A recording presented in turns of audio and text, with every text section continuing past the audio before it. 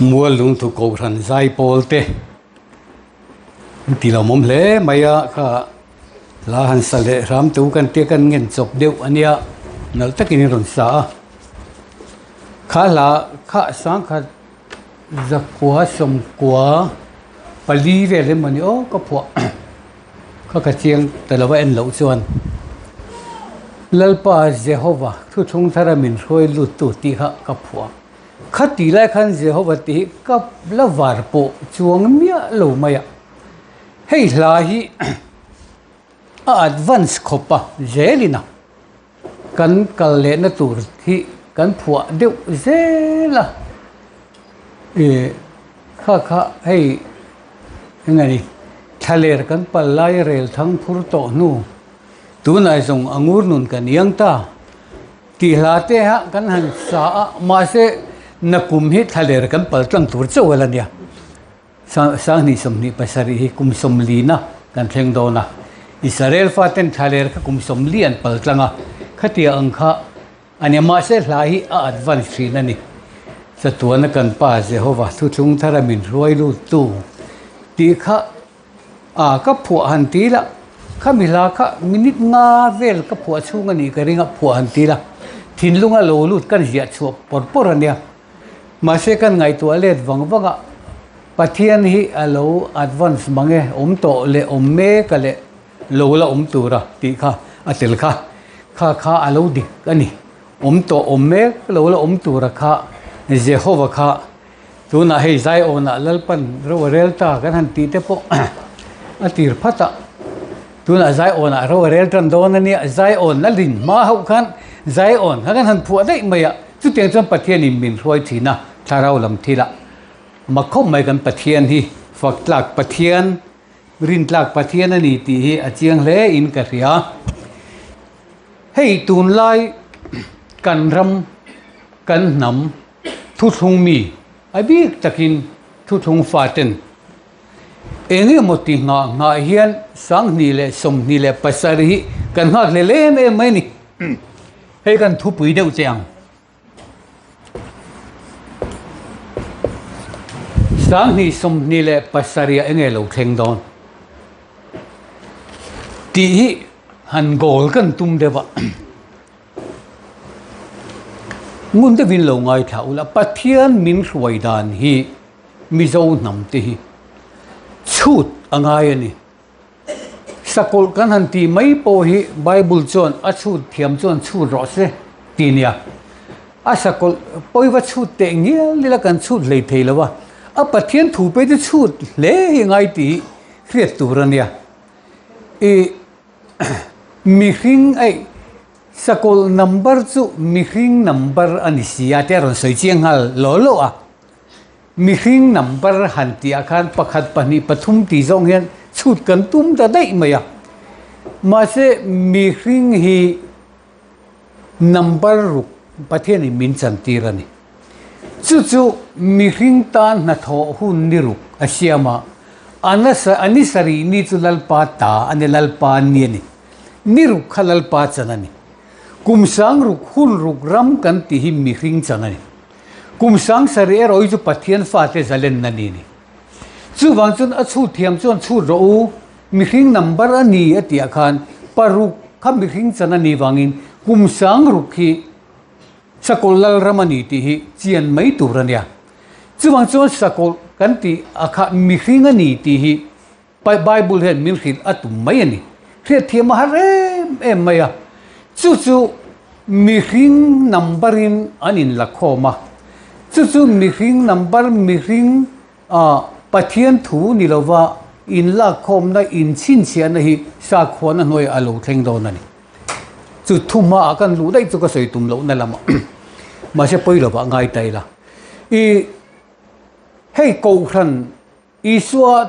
thì nuwa Pentecost alo ta nuwa khan Christian alo in din trana ti chon Christian kan ti hi an mani in phua anilawa mi ina anti elna Christian iso zui tu te an ni so tia mi ina an phua anti okay khua atanga Christian ti hi isu ring tu te anwa soi elna anwa phuana ania ti chuan chu rin na nuaya chuan pathian nam thlan kha ra be ani pathian nam thlan om thei lovani chu he hun hi alo thlen don awangin pathianin an nam thlan fatir rolu atu tur te kha ram ala pek don lo awangin khongai na hun in hon chung zongatan athuk ruwa awa bautirani chu engkim mai hi pathian ro rel na hnuaya om ania chu pathian ro rel na tak mai chu kan chu thiamangai ni chu tia pathian fa te fati ro lu tu tur anam than te an tluk tak sia wangin khongai na hun zen te hun thim hnuai mi lat takami dilkama Jordan rala ati khamo nam tin galili atia khovel nam tin ten khongai na hun anron don theina turin kha Israel te ahung big na thu thunga kha dan thu thunga kha pathianin apai ta a ti chuan ka tiang moi chu ka tan chhum ta a ateni mi puite ne na ka thu thun chu ka phel theina turin ka tiang moi ka tan chhuma atia chu atiang moi chu dan thu thung khani kha dan mang khan pathianin Israel fate a enkol thinani a roi thinani kha dan khanin Israel fate anun kho chhuwa tirani an du ei ringot aphal lova an du chen na tho ringot aphal lova an nuam ti zong ang ringot a khosak aphal lova pathianin a khuwa khira dan noya atiang noya alu tirani Israel fate ka atiang noya alu tira dan thu thung noya Israel fate kha enkol ta ma se mi puite ne na thu thun khongai na hun hi ain hon theina turin atiang moi chu tan chuma dan thu thung alo to pa ti chuan chu ta chuan pathian fa ni reng lo ti sa fa te adama tha vai vu ta siam te tan hian khongai na hun aronin honga chu khongai na hun a chuan chu khongai na hun a chuan sakol kan ti hi he zentel te hi pathian fa ni lo te hi chanchin tha in a phuar ta ni chanchin tha in a phuar ta a khongai na chanchin tha hian a phuara ti chuan khovel hi an du a khosa a an du anga an leng dar lo na turin he chanchin tha hian khovel hi a huma a en kola chu mi phuar na hnuaya chuan zentel te kha hei thupona kha chiang takin ron jeka van tir ko leilo cha bi le khai dir lian tak king wana tang lo chu ka muwa tia chu angila ngani han soitai la tir ko pola soinani thupona mi kha chanchin tha khai diet aron kenga chu chuan zentel pathian huab lo kan ti sakol setana kan ti kha aphuar tlat mai ni aphuara ti chuanin Israel te thole na huna thlen ma lo kha chuan an sual na te pathian fa an ni lo na zong kha aphuar thlata chanchin tha in ti chuan khongai na enga a hruai chuaka ma se ri lo te a phel le turan ti zentel ni kin le don ti na mai ni khang ang bible chang khil fian na te kha khatiang ang zonga kan che lo chon engtika ma khowar lawang kan ra thiam reng lawang chu ma chon leilo cha bi zentel leilo ta tlato pathian ina a hoisan to te a hon saka khoi ni chanchin thai an hongani chung ang number lo chuaka chu voinia chung chu pathian fa te do dal tu pathian fa te ron tho chok le tur kong dal tu te ani wangin khang Israel thu thung ron rabbet tu te ron musit tu te Israel thole na ron do tu zong hi sakol an lo lang don ati chu antichrist Christa do dal tu te ti isu mangai tu te Christa do dal tu an tang thei ti te in ngai tu ngai mo ka relo nakina ala soi ka cha khop hi isu le Christa te hi kan man fu angai lu tu isu hi ami khrin na ni chu zentel te pathian ni turten a mingi zentel te ji nga ro puyang ti khani ma se isu ron ompui tlat tu isu pathian na azo khachu a ompui tu Christa khani chumi tak mai chu ison kan ne na mi hi keima ami hi ala anga in ne na apeng cha ote kha isu am kha Christa achu kan nei ve theina turin kan ta ni ve theina turin voina chuan a nam thante min ko chuaka chu Christa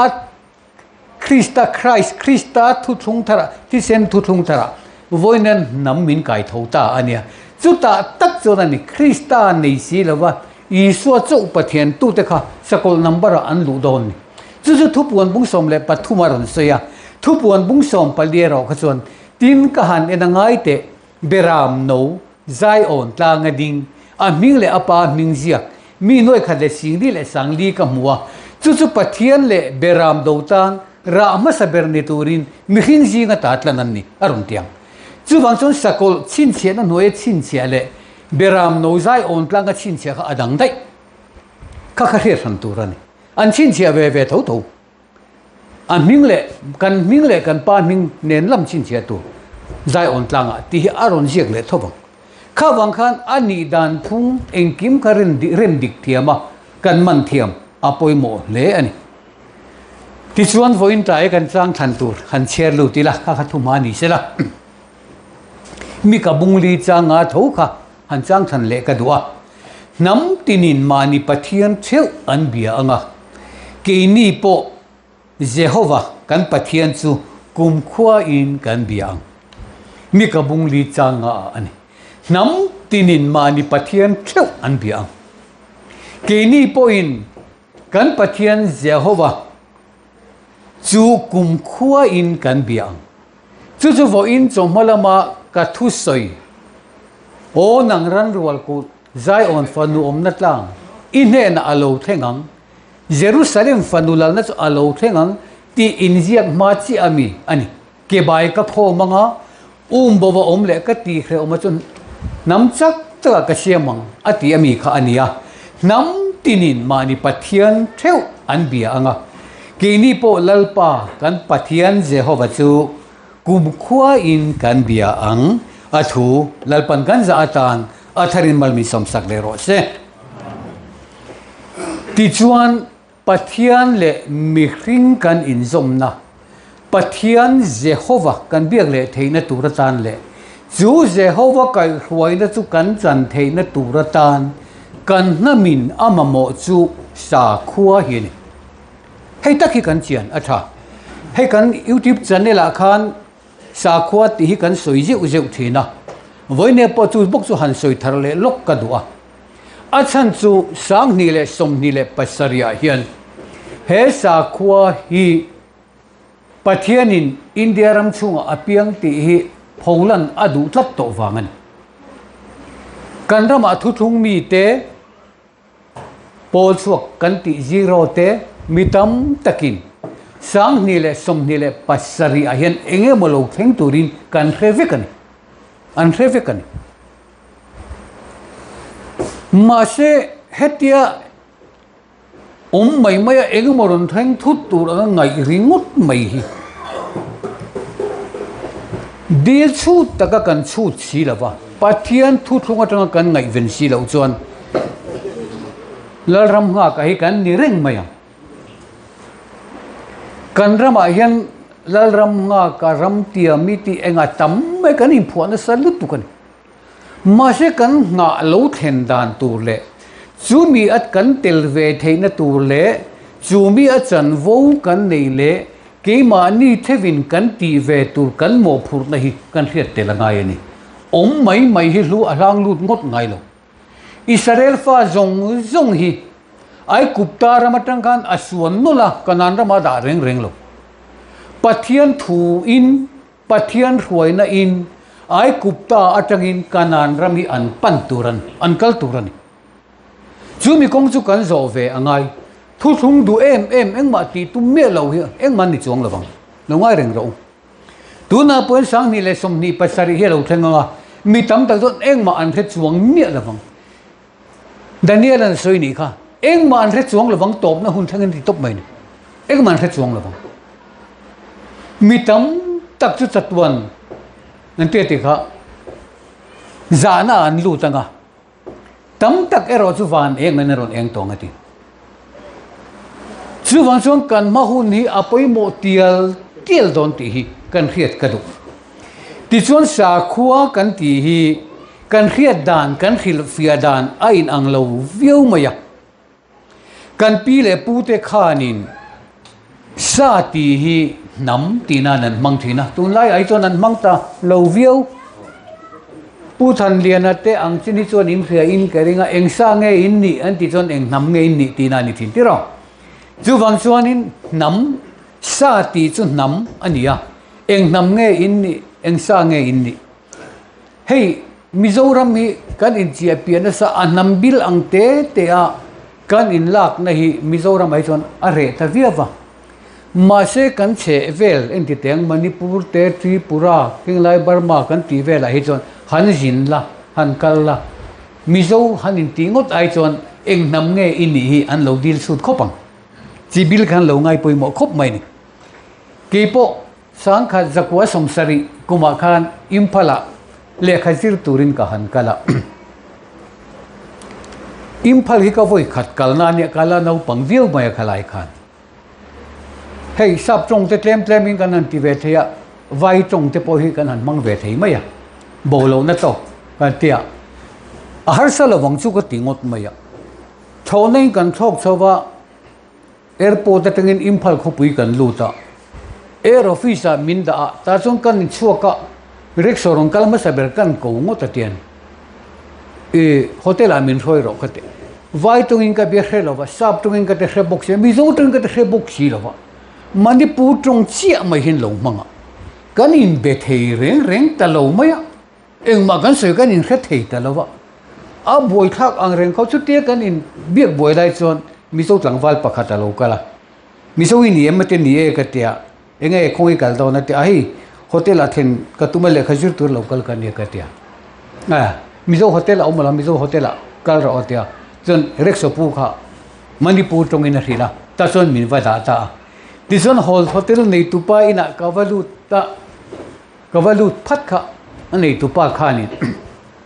khoi ta ngei local te ai zol tangin katia eng nam ngei ni ti ma saberan eng nam ngei ni ante ralte katia chi pui kan ni chu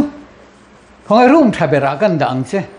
ate min ti chi pui ta em mai hey school college lunai ti fel ma san so eng ma soi ngai lo kan ti le ka man po choi lo ri ban po choi lo a dot le a phe choni kan in nel til la ka le tan hostel a lut lo mer room pakha ti lu ala ten ei ve top mai ro kan una wi ni chun te chi bil kha chi kha an lo la na em me ka soi na ni chu ka chi pui lo ni lau mai kha hostel om boi ngai thei ne hei room om renga ta in room mang ni nga I kalangan men ti mai ka kal ta mai a ei man po chu ka choi ta chuang lo wa chu chi kha ka ha bin lo chi le chi kha an lo lana viu mai ni chu mi chi eng nam nge kan te ka sa tin kan pi le pu ten an soya chu wang chon khua ti ero hi chu pathian ti na ni khua nu te kan tia khua pa te kan ti thina chu wang chuanin sa ti le khua ti kha nam pathian nam le pathian in zom na sa khua chu ni sa khua lo chona chu ti chuan kan pi le pu te sa khua khang kan pi le pu te kan sa khua an nei thina ni an bo na lama hei sa khua hi nam siam tu ania sa kho nei mia lo hi chu indigenous people an tia sa kho nei lo nam chek nok kan tiang hin ni ma se sa kho pui tling chin chuan an tlem le tam lam ni lovin nam an tling ani nam an ni chu wang chuan voi ne pathian in nam min siam le do na wangin nam sa khua kan ne nge mai anga ya chu sa khua chu pathian le nam in zom na ni voi ne po kan na mina ko ran nei kan ma mo tlat na chan a oma a chan chu kan ko ran nei ma sa kho zong hian pathian thun soi lo ve ka ti lo ma se kan ko ran mat nei ma sa kho zong hian nam an ve lo vani nam angin min en kol lo vani a chan chu kan sa kho nei ma sa Christian kan ti hi chitin nam tin van lal nau ang atra na kalvaria andang chuang lo ve ti mo kha mpho kha kan dang chuang lo vani Greek mi om thei lo wa sikuthia mi om thei lo wa sertani nom jan nei lo tan lo po nom jan nei lo ti chu ma in ang tlang vik ani dam than kha pathian in anam thu to sia kan in ang tlang ta veka chu wang chuan he Christian sangkha zariat somko palia Mizoram ron lu te hi Christian na hi nam anga zom turan ni lo rin na azom turan rin tu kan ni anga Christian kan ni nam ta ani lo bani tu nam ta ma ni lo sap ta po ni lo tin chu mai pa ka pathianin nam ta ani lo wangle nam sa khua ani lo wangin ring tu te tan hian ram pe ka tum lo bani pathianin ram apek tu ri chu nam ani Israel masaten he na isu alo kal khan amati luman tuma zol neite an thata pathian thui nga man lo ngai lo wangin isu an pathian ram chu in ne na ta lak sak anianga ara chua tur nam ne na pe kaniam chu mai chola du to lo chu mi lung tlunga tlu chu aro dipanga aten lomi ake anga adel lek phei ro dipanga ti chu wang chen chu thu thung ina adel chu chiat na ni pathian ram chu in ne na ta lak sak anianga ara chua tur nam ne na pe kaniam chu mi lung chunga tlu chu ake anga adel chu ro dipang voina he thu thung do te he thu thung soi chiat ti rin ain arab tha kang pathian nung ku ta tlu khi thil rap thak lu tu kani ti ka sei du ni chu wang chen voina kan hui ngil na tur te pathian mal som na kan don na tur te pathian kan ko pha ka om je turatan kan namin sa khua ani angai ani achan chu nam than atun din de to do na wangin sa khua kan nei lo chuan tu ma mi zo kha kan ni rengam ti chuan kan pi le pu te khan sa khua mol te hi China atanga aron tlak thak na kong a hen aron char chop mai mai ani bi le pu sa khua an lo vek to a khami sa khua kha an khe to lo khami khan pathian an be thei to lo wa sa kho mol te mai anon char chopa chu chu sa khua pathian en in zom na ti na mai ni an pathian an biak na khua nu khua pa kan ti te ne na amal som na an dom theina turatan sa kho mol te an ron nei ani a sa kho khua kha mol em ma se kan pi le pu te sa khua kha ming po nei lovin mol em ma se la an thin lung lama kha sa khua kha an vong tat mai ni chu chu pathian ania wangin sa khua kha pathian ania wangin chu chon kan pi le pu te kha avong ne le mai ni avong ne tlat mai ni hete lai war tong trai emo tu tin tong trai lama ni lo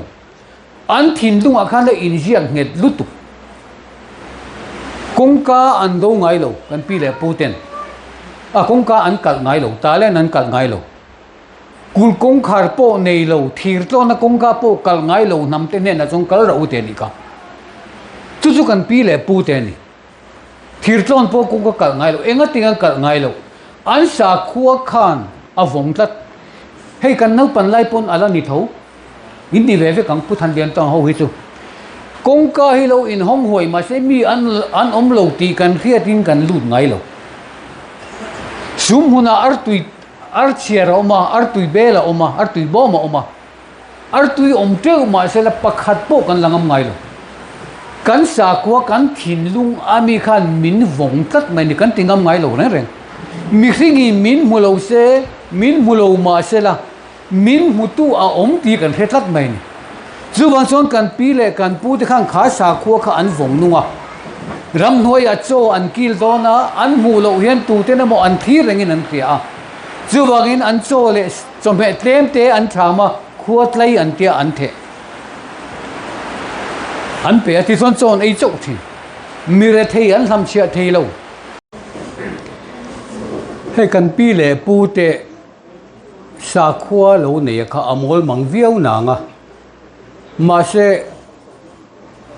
khami sa khon huai mi te kha ahum tlat mai ni aveng tat mai ni voinia pathian ka nei ti ai ma hian I pathian ka lau jok tat ani ama khom mai amai ro chu kan pi le pu ti sa khua kan tia kha sa khua kha mi zo sa khua kha in nga na sa kho le khabu nei ve tat lovani bible a in ngat lova enge ni self style cherchop ani cherchop ania self style ani hei mana hang ka sei to in ka re khoi ngani sales style zia hi bai pathian ina alo soilok thil lo thing emo pathian ina ape ka mo pathian ina asiam emo ni lo mania in vua chok thil hi ve a hei entinan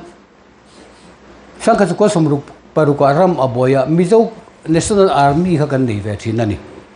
kha Mizoram independent tura namsipai kan ti te kha ania mase kha kan omna India sarkar hian apom pui lova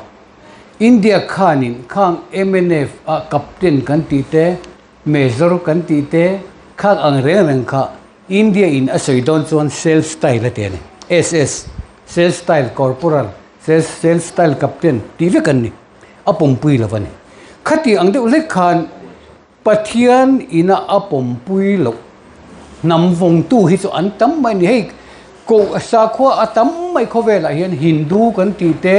Musulman kan ti te Jain kan ti te Sikh kan ti te Buddhist kan ti zong nam sa kho hi tam lu tu kan ma se heng nam sa kho kan ti ho hi kan pathian Jehovah he pathian thu atanga inhat he pathian thu inhat Zumi atanga din ni lo sa kho hi atam mai ni chu wang chu na le ni china Bible chang ka han chera chitinin mani pathian theu an bia anga kini po lalpa kan pathian Jehovah chu kum khoin kan bia ang ti mi kan alo zia na chan kher ka nam tin nam nei som tling chi ni chon sa kho an nei ni chu wang chon Israel nam beram bo kan atam le tlem lam ani lo sa kho ka tamawanga sa kho tling got ani lo chuwang chuanin Israel namberam bote khatiang anga self style tak maya ma se thave tak mai sia sakhua kan lo ne yakha sangkha zariat sum ko le palia Christian na alo lu khan kan pi le pu sakhua hi miron bo sakta a aya Christian in miron thakta ni Christian nei miron thakta chu kha Christian kha ahun lai ai chon atha em patheni mil hroi lu na poni Bible in ngat po ani ma se kha Christian kha tu namta ma ani mi alo kan namta tin tu man an chal thei mi alo bani khovel zong in trom ani wangin chu Christian tan chuan pathian in rampek atiam lova mani huna tanga rina ni top mai ni chu ta chuan nam tin zinga minda lu na chi apo kha ni pathian Israel nambo te nam tin zinga chitin zinga minda lu ta gentle zinga kan intel ta mi mai ni gentle zinga kan intel na taka poisa khwana tanga intel hi ni sai ni vaira ma lekha kan zukzira namdang zinga in loin kan zuk oma namdang zinga kan intel ti na ni reng lo ma se hei tun kumba tang hianin kan sarkar poen aboi pui tan ta ning ka ria meichia in namdang emo Hindu emo pasala avanei chuan ami zona abo ngal to temi kha chu mi tuna kan dan kha an fa te theng po in mi zo ni nan an claim thei to lawang ti ni tira achan chu Hindu kan ti te Musulman kan ti ho te hi nam sa khuwa vek an ni wangani chu wang chong ram nam le nam anin to wang tia iso so ye po kha tunlaya indona berhi sakho indona ni sakho indona hi pathian te indona hi lalpa indona ani ti hi pathian te indona ni achan chu musulmanin an musulman manga khovel opan dua chu ti lai chon chung mi te laka in la rang makin India ram mi chon Hindustan Hindu ram asia matum ve thunga chu khan nam sa khuwa khan an ram kha op an tum ta de vik maya kha khovela indona lo chona buli ani ta tlat mai ni tuna pen juda ho khwan juda izum khu juda sa khuwa ani wangin khu juda sa khuwa mangkhwan juda ram Israel ram khu an hum tlat maya kha juda sa khuwa ron ti dal thei le ron ti che thei la ka khon venan tum tlat ta tuna Iran an tenen anin do chiam san poi sa kho pathian te indona ni an mani pathian theu minga indona ve kani chu musulman ho hianin an pathian ila ala mo ala indona an puang mi mai ni khatiang khan khai indona lo om le chana ka sa khuana ramdin an tum de fur to wangani chuti kara chong khovel kan lu tani tuna hian chuti la chong christian ni a ber kan ni christian ramdin tu ma tum kan omlo mani om mun thewa christian ni ne ni mai khani chuwa chong christian hi a chep ta tial tiela india rama po chep tak kan ni to tuna hian chep tak kan ni a chan chu christian ho pem khom na tur ram om bok si lo hindu in an nek chepa musulman in an nek chep buka judaism po khon christian an nek chep tho jainism oma sikhism oma buddhist oma Burma ram Myanmar kan tipo buddhist ram din an tumme kan ya Pakistan ni se musulman ram Bangladesh ni se chuti bok chuti kara chuan ani pathianin he nam hi sa khwa ne ya khovela namro pui tak ni tura mindi na tumle na hi helai sa khwa nei kan man tel nge nge turan chuti lawa hetia lam vak vak namro pui tang ni tum ngo te om se pakhat ma nei lo lam hi chu pathian faka lam te chu thalu tu ma se om se nei lo hian lam ve thei tatani tunga ni zohan lu lo tok che lam kha zudi thi kemi kha lam thiam lu tu kan ma se a lo chu zohan lu chawal lo herodi mo chu wang chuanin kan lam te po hian chan nei ro se voinen nama min thang le a sa khuwa min pele a pathian en kan inzoma kan pathian nung jehova pathian in min khiat ti na chan poi sa khuwa kan nei wang chaban Christ izum sa khuwa kan ti hi mizo ko han kan ni la khan ala piang reng reng lo mizo ko han a kum som ni panga kan oma cher puyate engki ma khan sa khuwa te hang kan boi tat mai je tur kan nei mi lo mizo ko han ka sa khuwa ni bok si lo ba cho cho christian kha kan ti le de ngot thina abak je tur te chem kan nei lo ma se pathian in sa khuwa na nen chu mizo kan ni na khan ram alo lo thei mi si lo wangin mizo izum mizo sa khuwa chu christian na khan ron thak to a kha mizo sa khuwa khan bible abe chan si lo ba tu na po mizo sa khuwa ti pol hi kan omin ka ria heng ho hian bible an be chan mi lawang kha mizo sa khuwa khan bible be chan tat lawan chu wang chon nam han din tak tak tur khan sa kho in nga na le khabu kan nei tat lawan hindu te chon nan nei musulman te pun nan nei vek sa kho le khabu nei vek chu mi atanga sa khuwa nei ron ding chho kan ni chu wang chon ke ni chu pathian le khabu bible kan nei ya he bible a hian israel nam beram bo kan ni pathianin he bible mangle ama min khiat ti na thin lunga ne israel nam beram bo ni hi mizo te min khiat ti ra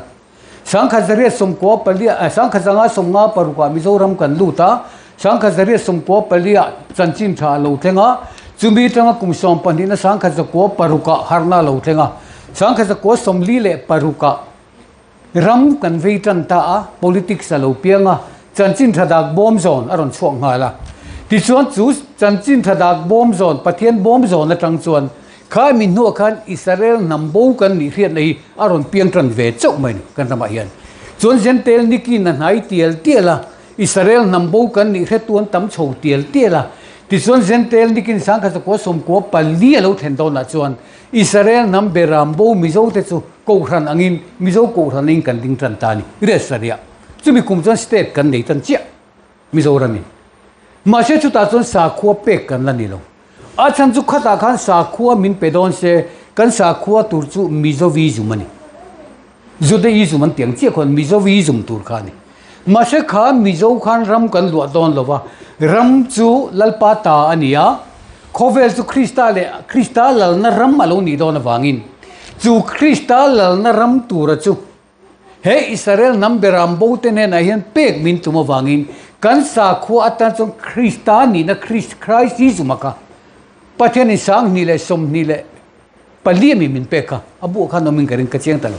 khami kuma khan min pe ta chok mai ni Christ zum ni lo piang ta chok mai ni chu bo chu ke ma ni khia tirin oma zorama pon ala ni lawani tu na ero chuan thaler kan pal tlang don kum som li kan pal tlang don ti chuan na kuma sang ni le som ni le pasari a kum som li kan ni chiang chu ta chia chuan in he Christ zum sa ko hi khover khia ta apiang turan India khiat puina in he Christ zum sa ko hi alo piang nge alo lang nge turan ni tat mai ni chu wang chuan kan tan mizo nam tan kan dam kho chua na tur pathian en kan in zom na kan pathian Jehovah chi bai kan buk na tur kan sa khuwa kan nam veng tu tur kan nam khoi tu tur rakha chin chia na nen leilunga alo lan angai ta sia chu wang chon he chier puya hian mi engza tin nge Christ zum sa khuwa ti hi in chier puya jiak ngam kha chu mi jia na hun chu lo theng don an kan som du chu thung ai thatu te zong zong với này Christ CRC cầu thần an ni lo mai the ma se thu thung du a Christa le alal naram Zion fanulal na Mizoram alo then be sei tu le ngak tu zong zong chuan eng sa khuang nge in ni tia hian cher puya Christ zum ti lo jiak ro hei in nun na ta na poimo kan nam ta na poimo kan ram ta na poimo Mizoram cher pui ma sabera Mizoram a Christian ti ka za som ni vel sovonom an tem du tu ma se khang ho khan an jiak ngama Christian kha cher pui ram piang nol mai ti so sang ka ko paru ka harna lo thenga anu kumsari harna thenga nu kumsari harna thenga akum sari re na po harna lo theng le zel chu chon Mizoram ar noita a re lo te a za Christian kan ni mai ni Christian kharam din tu chu ni se za Christian kan ni lai khan Zion fanulal na hi theng dai tong ma se Christian khan ram nei atum lova iso hian he khowe thi karamani lo ti tlat voine ra chong Christal na ram ra chu khowe la don ti hi tu pona min khidani juwa chon iso ring tu te tan khowe la ram pe ka tum lo rang pathiani mani om mun thewa tanga rin mai ani wangan tu na chon rin mai ni to lovin Zion fanu te Israel fanu te hi nam bota lat ka nam no bo to te hi lalpan alal naram a min hroilu ado wangin cho ma ka soyang khan o nang ran rol ku Zion fanu om na ta in he na alo thengang lal namasa cha lo thengang Jerusalem fanu lal na chu khulam Jerusalem anelo afanu a hianani chu wang chon choma khang ka soi to kha afanu in anu chun ti hi thu phing toi mang zong zong in an mang tong ti mai chu wang chon nu le fa khuda changa boto voine Israel ni in he chuaka lat taka kan la umlaya pa ina min ron zon chu min ron muwa heta hian ram min pek in tiga ti kha Bible a Paul claim te u house u ram pek che u hi in pa lom zong takaniti khu chu luna na tlak to lo engwange Isu Krista thisen mo la tu ten ni a thisen mo hi ke mani le kan tha te thing in at kan chung om ro se an ti tat bain chu wang chon pathian rim ruat na khan Bible a kan bua Israel fa te mala som na khan Mosian mala som na te Jacoban mala som na te khan en ro Judala ka lal tiang a bolo wangati Isu Krista chu Judah na ma lo piang nge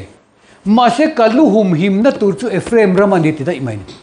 Judah ma khon aluan hum him don lo Krista lal na ram theng don lo mi palu chu me chelu chu mi pa ania mi palu chu Krista ni ten lo mi Bible chu wan chon kan lu Krista lu hum him na tur ram ani wangin Ephraim ram po chu kalu hum him na tur ani ti Juwan chuan voin Mizoram mi Ephraim rama Israel rama Juwan chuan Israel hi chimhinga kan mang to don tu na hian chu Christ hi zum sa khu awang chuan chu sa khu chuan nam min siamanga Israel nam Christ hi zum sa ko zui tu India mar chaka hian lo piang don chu pathian ngai in aro puya pathian ngai bonam maka chu thil lo theng tur chuan thu thung fa te voinen min tham na sar tu kan ma se chu mi tam takin kan mu thei lo iso lo pian don khan Israel ram mi pui tam tak kha a tham na sar tu Rama khu a tho man khia ten ti rakili chuan na fa te tra anom to lo wangin chu chuan kan ram voi ne po min ti chi ai me kan thu thung mi te thu thung fa te China stor kharan lo lian don aniang a kan tia India le China hanin do don angin lo langa a thleng don ta kan te re le daya so ta engnge ni zoram ko chu chim to pa sai si chu a kong puet lang to em le do to em ti te kan en ring ringot mai ni enge mo kan ram a hian lo thleng tur o min kan hresia Nintige Isaiah na ti kha pian hun a thlen to si chuan ka hrin ti lawang em ni lalpanati voi le khata nam hrin an om thut do nem ni ti ma se pian hun a thlen to si chuan ke hrin ti thi ke pian ti thin tu hian ka hrin ti lawang em ni te ni ka Isaiah chuwang chuan chu thil chuan kan ram athama enge ni ti resi lo hian lira lo nginga ani do na diang zoram sevek do na diang kan te kan chiat vekin tu ram lo le sia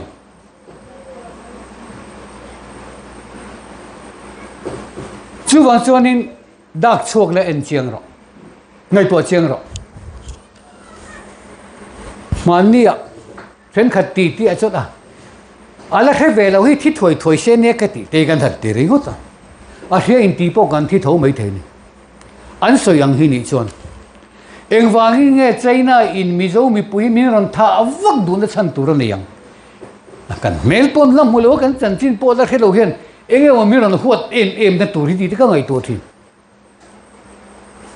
enga ten ron lut kha hum mo nga min tha mi ma yang thu thung mi kha eng ting ron khia sanam kong ka bia nga chin chena po le la nei mi si lo ma se voina enga tinge bia kin tina ex cross chin chena da tur kan ti enga te kan bia ni chin chia kan du ve tak tak na va lo piang do na ni sa khwa lo piang do na ni chu sa kho bia kin chu ni ring tu te chuan an bia kin an chin chia vek musulman pon an chin chia hindu pon chin chia nan nei vek Christian pon bia kin kan chin chia vek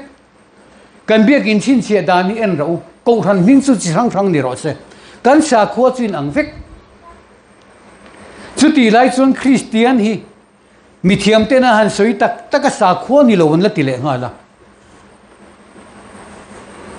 hei tun ma khan ka ngai tha fo mai tu soi tu de tu soi Christian hi sa khwa ni em de Christian hi sa khwa ni lo wan te ni enga tinge an te Christian chu sa khwa chu mi hring in pathian zon na nia Christian chu mi hring in pathian zon na nia chu vain Christian hi sa khwa ni lo wan te sa khwa ni lo an ti sa khwa ngin an cha la ni ma se sa khwa chu ania ma se nam sa khwa ni lo wan nam ta ani lo wan he sa khwa hian min then dar vek zoka ti chuan ma se ko rang rang a om mai la sa kho pakhat Christian ani sia wangin an biak in chin chiana en la inang vekam chu ma chang kan ko ran ming a ran awang khan kan dang lam chuang mi la chu mi ji nga chuan nam tin ji chi tin ji nga tangin a tiani pathiani chi tin ji nga mi te nam tin ji nga mi te trong tin ji nga mi te kan pathian chuan khua le tuya le pui thiama min thang chuaka ateni kha chu chu ni pathianin a mi thiang lim te alor chua dan jok chu ni chi tin trong tin nam tin ji nga tang hen min la chuakan chuan chuan an ji nga ta lo chuak ula a rangin om ro ti ang khan a voina lalpan min lak chuan hi sa khua ani tuna Christ Redemption Church Christa tlan na ko thana ringot thian omila sa khua kan la nei phalo ko ran rang a chuan kan om to kan thu po a rang ma se enge ni in sa khua CRC kha sa khua ani mi alawan kan kha sa khua akha kha sa khua kha ko ran sa khua kha enge Presbyterian te Salvation te Roman Catholic te UPC ko ran rang tam tak om chung ho chu ko ran rang vek an ni ma se an sa khua kha ente Christian ani thova chu ti ang chon CRC khan ko sa khua kan da nei lova mizo ko ran khan sa khua kan la nei lova tu nai ro chong kan sa khua pathian en kan in zom na tak tak pathian chi bai kan bung na tur tak tak in khom thei lo po in om huna pathian pol na achan na tur te china kan la khan a hu ho le fian rian huna te le amala kan om huna te po kan ten lami kha min om pui reng tu pathian kan te ni kha a hu ho lo po in ma nia om po a pathian in min om pui reng na tur sa khua hi rom lalpan mi siam sakta ka chu sa khua Krista Emmanuel chu pathian kan ne na om a thu chuan kan helu tu ma se chu pathian ro nom na tur sa khua chu khovela hun chu ala ni lawani tu na ro chu na in hung chuak ta me ka chu khovel khiata chin chian in leilung a hian aron lan na hun a thlen to wangin thaler kan paltlang ta a he thaler kong a hian ei kan zir char ni sinai tlanga dana pe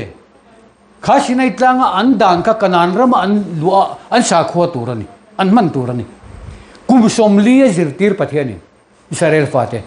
khami kha an thin lunga an pum ma lo chon an tan khua war theilo Jordan lun kan thei reng lo chuwang chon chu Israel fate thin lunga ai kupta tanga chua kho hi an thin lunga saklu tuka an pum mai theilo chuwang chon thalera an tulum vek mai ni thang thar wan nei ati na thanaka voine po kan ni na masa ko thana khei ke ni te poi kan ni kum som li don mai gentle ko thana kan om a khang lai kan ti dan le eng kha helai thi sen a hena than na na khami thak sen kha a har lu tu kan ma se tu na chon pathian in zoi min paisa ka khang ser le sang kha voinen gentle zung zam le ser om zong ho kha pathian en voinen min then fai sak vek aduni min then fai sak vek adwa chuwang chon ai kupta ram in lu hun azon an asari ten kit vek turani voine chon chung ang chin che na chu tun lai chon asari khang ang chin che na khom to le nem ma se zentel thu thung zentel sa ko chin che na thing cross a hi heta hian kan lung ala len chung chong kan thin lung ser tan ala ni me lo ti nan chumi ti re tur chuan kan biak in zong hen x cross da angai ta tat mai chin che na tar chu angai ta a chan chu lo piang tu rom chin che na an hnial huai tur ne na lo piang don chu Israel mitam tak tiral tur le din so tir turin ni alo pian ni Israel zong ani lo Israel mitam tak tilum tur le Israel mitam tak din so tir turin chin chiana an hnial huai tur ne chu mai la du tok lova nanga thin lung po ngun na men la sun tanga pui ta ka sin pathian thu hi chuwang chuanin kan thin lung aron chun tlang kan ni na kan thin lung ser mi ron tan sakta a engtinge ti kha pathianin chitin nam tin jinga inwak wayanga in tha tu te po in hreto lowanga pathianan lo boka tha tu an hreto lo boka an khian ngai lei lo rama an la bu ngai lei lo jinga pathianin awa botira chuta chuan rim takin na in thokanga jinga na thokin in chokanga playa in honga tlemte in seng bok sianga sakol lau reng in omangati mase engeni atop akhar na kha ama ero chu atopa chuan lalpa lam in lo hoile theina turin nang ma ni le in tha tu te thin lung hi ram tam sak le ron choni ti hallelujah avaro puyen chu ser tan na chu ni voinen x cross kan ti tak mai lo choni ser tan na ni thu thunga kan tlan viau ko thana kan om rei ve to viau x cross bi kin tar tur ti executive committee ka chon kan la hil deuh thomai ni kha then chuan chuti khop chon kan thin lung ser ti tan lo ngai na salu tu Israel faten kong ka biang pania biram thi sen anta tan him mai ti kan thelu tu ko lo ma se voina van pathianin kan om na hi jung nung bera biruk na mu na hi thin chia ngam turin min dun eng kim ti the hi ma chona omang khri poi na ron na ilo na tur cheu na ni ti iding lama si ngan tlu nga ve lama sa ngan tlu ma se lal pa thil te zo am muini mu cho bang te ni kha khri reng reng ni pon in he ron na ilo bang ti chu puan in chu pathian bok te chu Christ si zum sa khua chu voinen sa khua bung ruwa man ruwa nein leilunga hian zunga ron kaita a voine thiak biak in hi aro puilo cement tlem te ma mi tu cement ne khon dei oi ma se hi ne ro pui na kan de hey Christ si zum sa kho biak in ani wangani Christ si zum sa khua tundin na biak in ani wang chu chu ni chin chiang ai ta na chu ni kan chin chia fel ze kang kan da mi chu wang chuan kan chin chia fel tep tu na hian chu ta cher puelo omang eng sa khua nge ni ti chung ko tin ron chi ngai don ta zo ni lo tlan chiang e i lo che sual palang e enga tinge kaisara augusta khan mani tha tu te theu ne na mingzia tur ti kha Israel ra ma pon mai le mani tha tu te khua a mingzia turan voinan gentel di jon gentel ko khan gentel sa khua zom la Israel di jon Israel sa khua chu chui ni na ron ching fel tu turani Christian ni jon nam tin jinga itel le don Christ is mani jon pathian la khran a nam than Christa taksa ko khran ho wa tia kha chu chu chin chian ne leilunga chutan omlai che chona lom nau thin kha lo hun ni chutan omlai chon a khina lo hun ta ti mai iso lo pian dang ka en chiang ro chuan chon o nang Bethlehem judai ram mi judai ram kho pui te jing an ite ber top lo ve I chung atang hen op tu lo chu ka kami Israel ho te veng tu chu ati kha la ngai ren enga tinge he chi he nam hi he Israel nam fatir hi mu pui thakki ke nga thakirang roi mai khan khashi dar zik ziding berka athia ka sum don na khupuya phun da ile enga te khovel nam tam ber khovel mi khing tam na ber jinga hian he nam mi pathian min lo thuru dai theile amma ka sin China tangin kan lo chualai khan China kha khovel mi khing tam na beran kan lo chualai khan han ti la Israel nambo kan ni lai khan in ti te Israel namberam bo kan ni po kan in khiat ma khan China tangin kan lo chuaka China ki khovel mi khing tam na beran ma se tu na chuan helai sa kho nei kan lo ding chuak don ta ni kumatang khan ani mo khovel mi khing tam na ber chu India ramani to China kan le pel to chu ta chuan pathian in min phun tlat mai ni sum don na khopuya min phun ani an mak je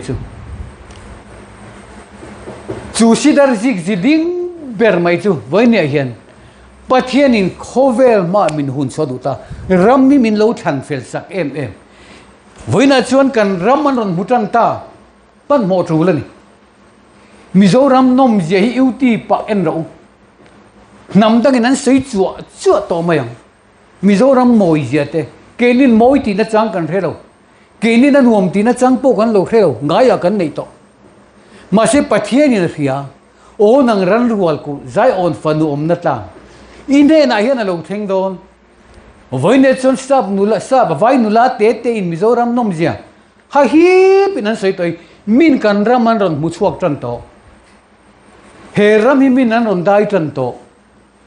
aman mo thak sa khua kan nei lo chuan nam anga lalpa min hun chu adu to zuwang chuan voine kantana apoi mo ber tamai chu thu thung I he to a Israel namberam bo ni in ria kan rama hian pathianin lal ram adin dona chu lal ram sa khua tu ra chu kan na ka chu so lo piang don a lo theng don Israel rama nula tam takanin ti thiang lima mà se mari kha avan nei tlat na wa hing tlat pathian thu kha athen dik na te ta ni sia nula thiang lim pakhat ara yang atia ami nga jiak lo mà se mari chung athen dik mai ni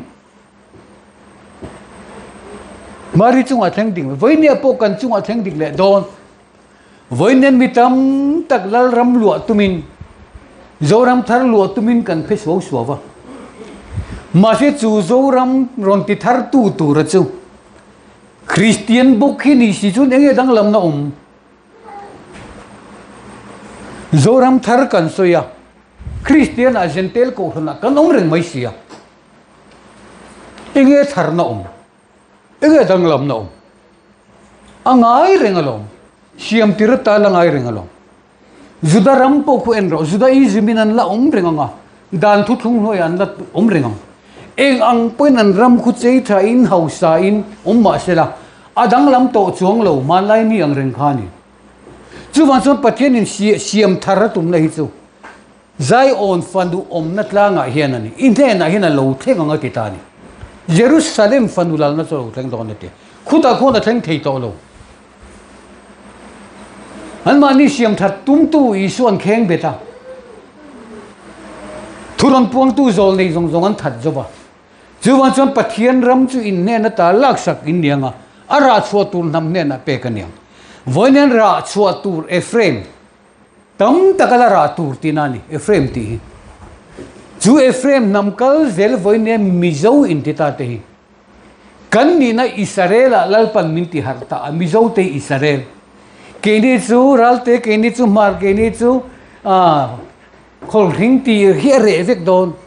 Israel ram thar Zion hung chuak dona chumi wat awang chuan ani general headquarters kan ti thin po Zion na ron ni dei to na chanai Zion khu awar tran tat tu na hian lut ru Zion khu aware eng tia thei mi hringa Zion khu awar tat chu wang chuan chu Zion ron din chho na tura tan tak chuan nam nation amin siam turin sa khuwa kan mamota Christian ani chuan Christian ram kha pathian Christian te na big tur ram hi siam tum lo rima ma se Israel nam beram bo ter ram min pe ka tiam katan ram kan nei lo chuan kan tlem sia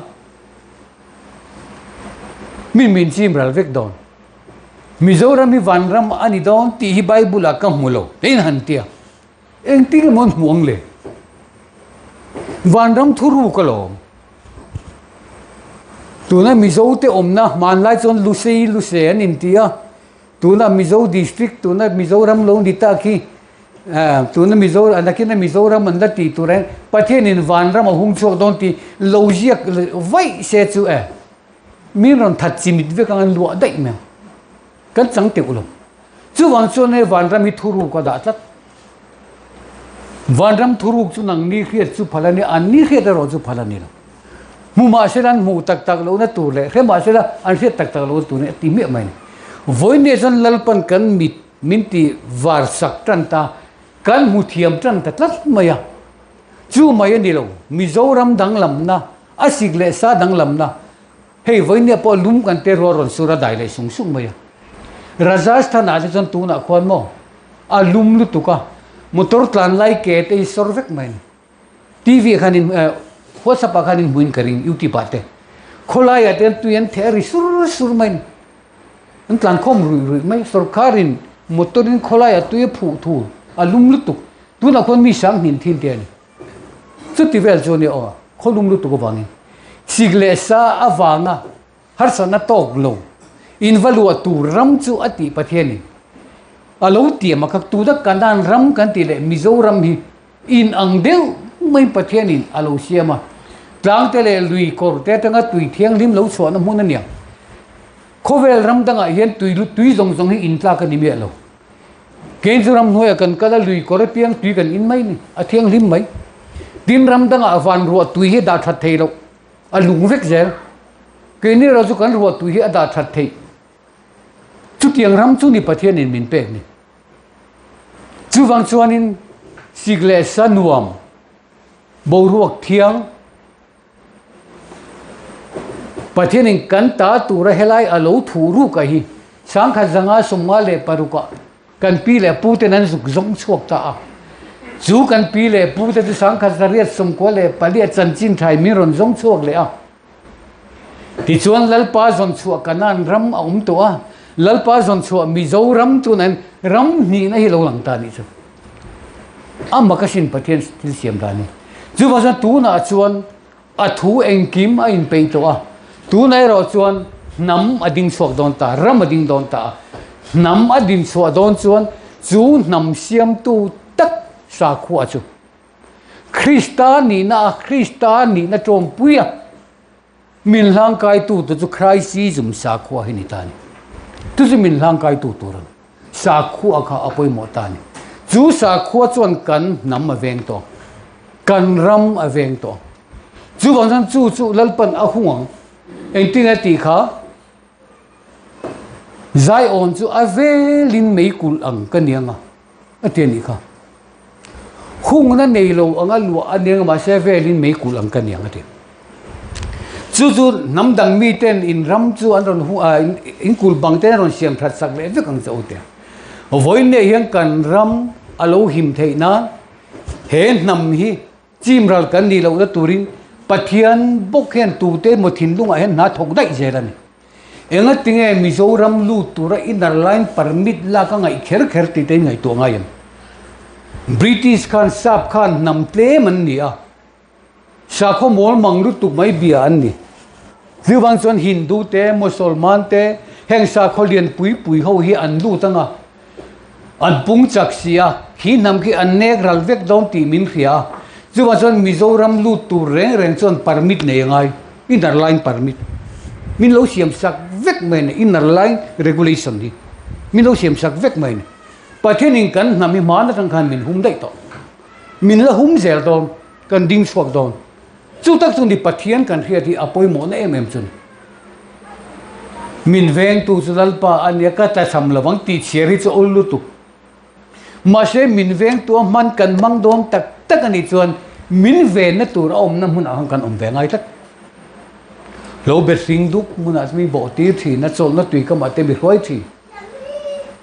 ani thi na zim ko rom zo mel thil thalo reng ka lau lawang nang ka ne le sia ital tum le itiangin min thamon thi na ni tia kha chumi turadan lalpa ven kho pui ani the na turin lalpan min ve na tur ka sa khwa chu wang san voi ne enga ten nam dang nei kha nam ral na ni kan ti a chan chu Hindu ni dei to don wangan sa khua khan mi khinga le dei mai ni sa khua khan mi khing a le dei thina wangin kan pi le pu te khan saphun an lo tia a chan chu nam poka nam danga a le thei kat mai ni sa khua hian chu sa khua Christ zum taka chu ni với nè bộ Mizo Israel nằm bông Israel ni to lo Israel min siam pui ting le tu sa khu chu Christ zum chu lalpan ni ron pek na chan ta ka hi chu bang chuan Mizo pa kha Hindu ni theya Mizo pa hi Musalman ni the eng wangin an sa khu zuk zom che khan kha sa khu khan an namale dai mai ni chu bang chuanin he sa khu hian nam ahum hi manga chu bang chuan nam dang kan ti po hi Israel a siam le na turin ma na po han a siam thin ani nam dang mi ten in sa khua in Pathian kam min biak ven duwa heng ser le sang an ti ve du chuan an ti ve theyang ti in dan thu thu khan saphun an lo siam thin ani chu ti ang che chuan Israel saphun ka kan tu da po hen adik tak chuan Mizo pem tha ho zong kan ti hi saphun ve kan ni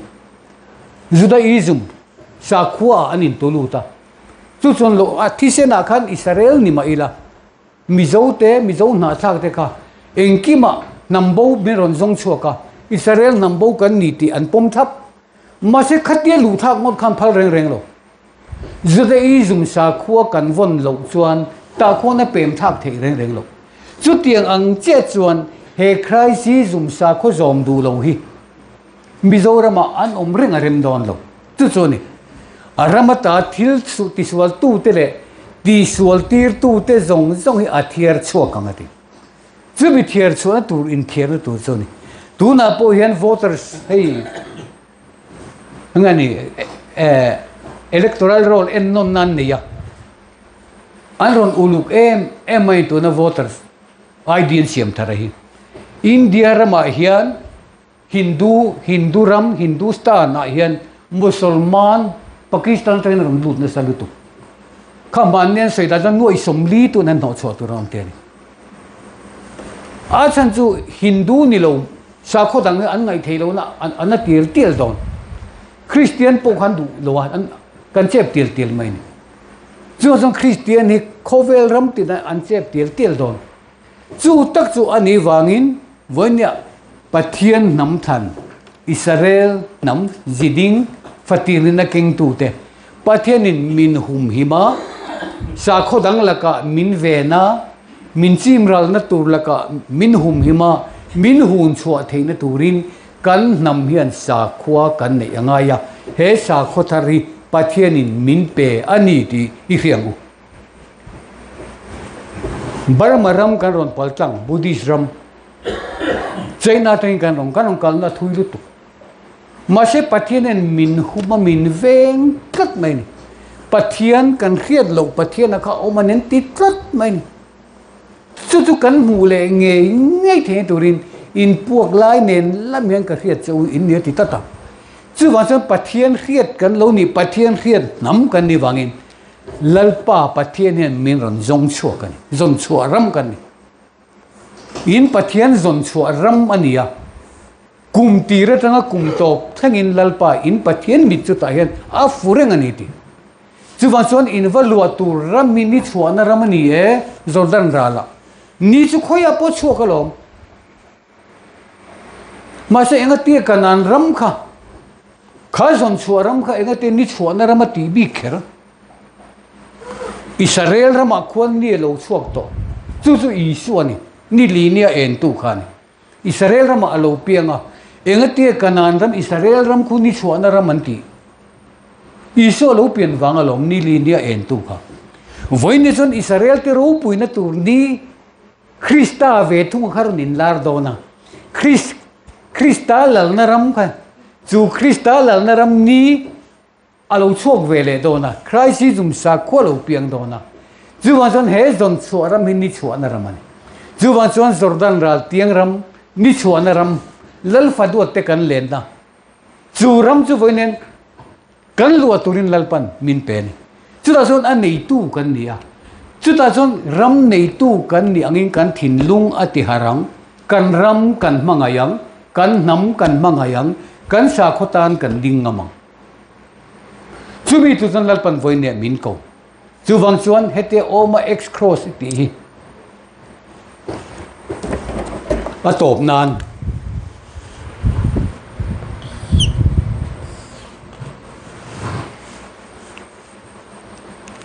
hey flak kan ne ya hey flak ki CRC chin chianani CRC chin chianani ma se hey hero chu sa kho chin chianani Christ zum sa kho chin chianani hey su sang ro chu wan chon sa kho na thila I tong trai chon he ti hen hey CRC ini wanga ni lo oma x cross siam hi sa kho na thila ni Christ zum sa kho lo ding tran tlat chu ni chu sa kho na nuai chon lalpan hen nam hi min ti min don hen nam hi min ti min don chu ta abul tran tu turatana than ini hi lom ringot ro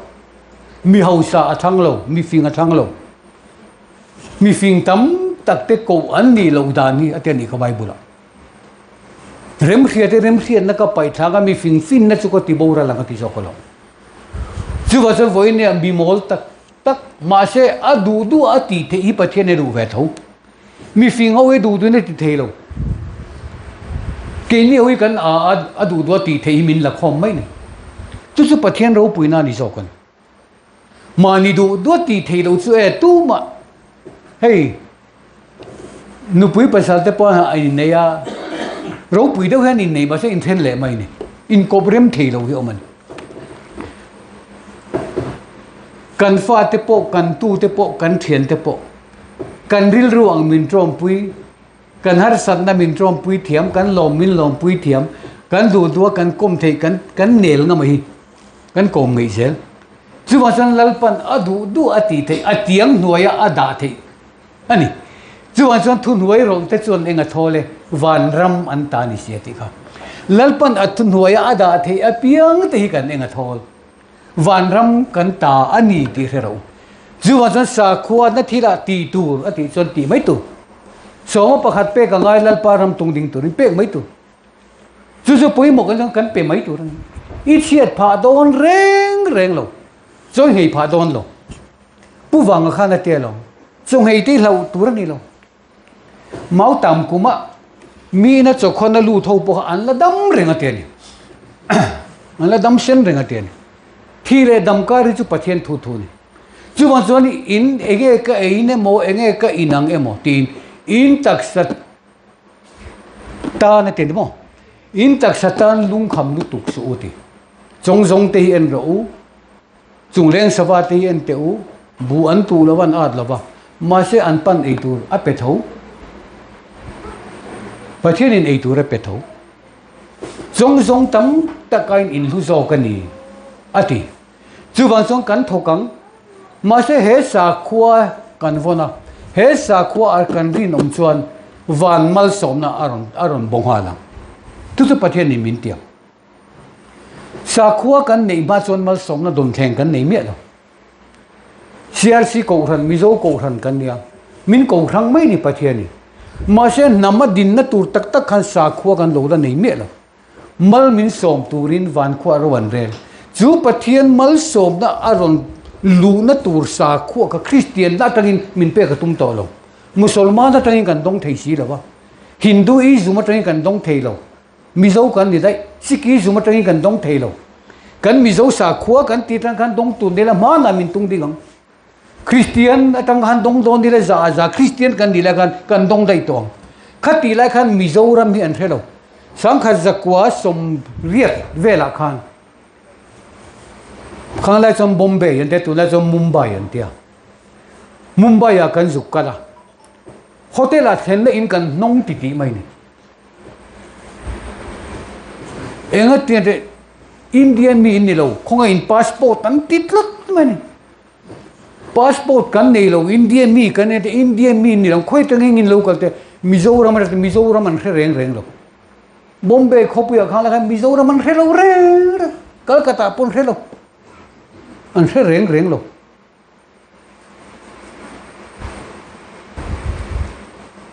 somriat le paruka india la mnf han imrema khata han mizoram ka an retan ve chu pachu secular an ti le khathiam ho ben an ve chu rail station na ji hoi ho le bazar kalkat bazar mi ho khan mizoram an relo reng khonge mizoram india ram mu ten ti mai mizoram atang local sarkar tir kan nia kan ti min theng ngam lo reng atopa kan mang angin kan phone ta a tu ta chuanin sarkar na thok in na id in kenge man ti ta kenge kan te chumi ta chon then in kan hu chawan mizo kha min reng lo ma se tu na chuanin lalpan min hum chuak do min tar chuak tran don ta chu hun chu long nai ta kan ram po mi tam ta kan ron to to a kan ram moi ka soi tong kan ram moi ja te kan ram nom ja te po mi tan ron mo min mi phet pui tan to chi tam tak an la ron kal mo angati ho lal pat la nga zago pathian in a hian ni kalang u khai anin akong chan chin te min zir ti rangan la tiang te ni kha juwang chonan local nga in he na chi takini chan chin an la ron zo don che ni ti bible chu an nai ta chu ta tak chodani kan nam a him na tur chu kan sa khu kha ni ta ni kan sa khu kha chu sa khu christism sa khu chu i sa khu ani ti i choi don ati hian ti la i mu don a potiro tin kan bia ke na po x cross kan tar ve kan tin x cross zia po hi kan khevek turani tin kan pathian hi isu po ni lo jehovah ni israel nam thang tu abraham te isaac te Zakopate lo thanga lo ko thanga mal lo som tu ai kupta tanga Israel fa te roi chuak tu voine po India ai kupta tanga min roi chuak le tu tur kan pate ni chu Jehovah ni chu Jehovah ne na kan in zong na sa le khuwa dam le pathian na chu Christ Jesus ma hi khiak thi kan ni na chu ni pathian min khiat na chu ni he ram lu tu rian khiak min thi don atak satan khiak min thi don afa atan khiak min thi don chu khiak thi na Christ Jesus sa kwa chu lalpan kan tan min pe ani ti feila chu wan son voi nia sang ni le som ni le pasari kum no thang tu rayan he Christ Jesus lo piang turin ti mai tiang ron in hung chuak ron in tar chuak tu rai imo a oma ka mo a oma kan kuta lalpan ata chu chu voi nia CRC ko ran la ni kher lo po in thu thung mi inia pathian nam than ni in khia zoram thar be sei tu ni chuan engsa khuang e tia Christ Jesus ti kha lo da ro Israel fatin ai kup kanan ram an du dong khan manase namzat ve mo tin lut ve mi alawan ma se Israel fathe kanan ram an va do pui ve tho ralan va do puya zudan ra le la man ho le tho chu ti ang che chuan he nam le he ram tung ding tu rian kan ti ve thei chu cher puya Christ Jesus sa ko ti lo je mai khan voine eng ko hana po lo umro chu chu iti ngam ani chuan itan ma som na bulan yang ti kha thu cha tan kan soi tel ani e lalpan kan za ta na thu ma som ro se